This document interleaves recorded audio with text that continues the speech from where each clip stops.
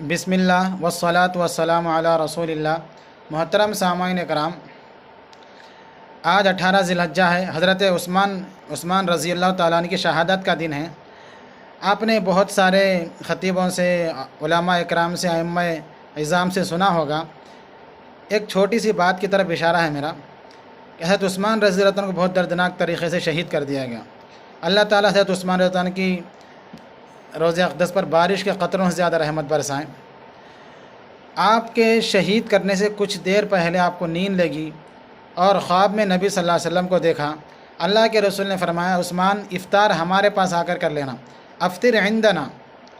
اس کے بعد کچھ دیر بعد بلوائیوں میں سے ایک نے آپ کے گھر میں داخل ہوا، گھر پھاڑ کر، اور آپ کو شہید کر دیا دردناک طریقے سے۔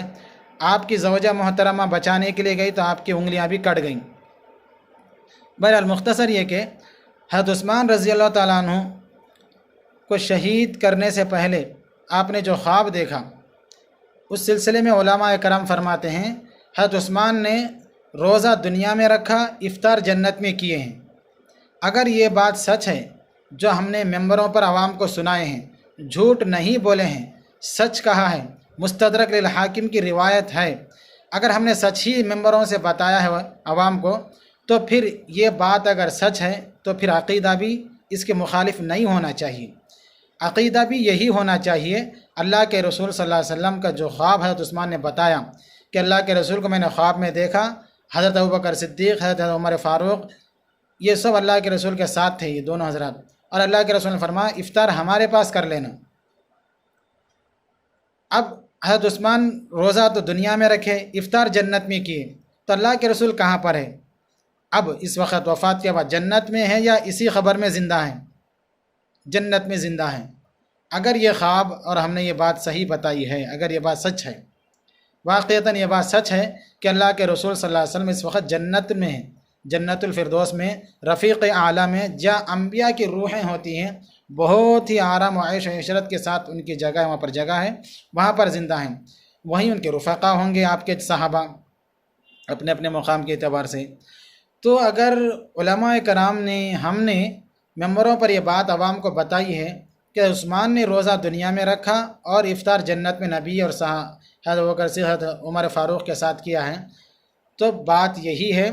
جو لوگ یہ کہتے ہیں کہ نبی اسی قبر میں زندہ ہیں، یہیں نمازیں پڑھ رہے ہیں، یہ بات صحیح ہے؟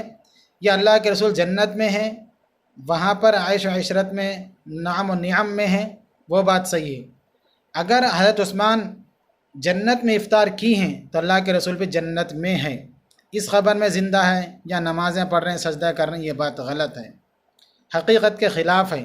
وَاعْبُدْ رَبَّكَ حَتَّى يَأْتِيَكَ الْيَقِينُ، عبادت موت آنے تک ہے، موت آنے کے بعد کوئی عبادت نہیں ہے۔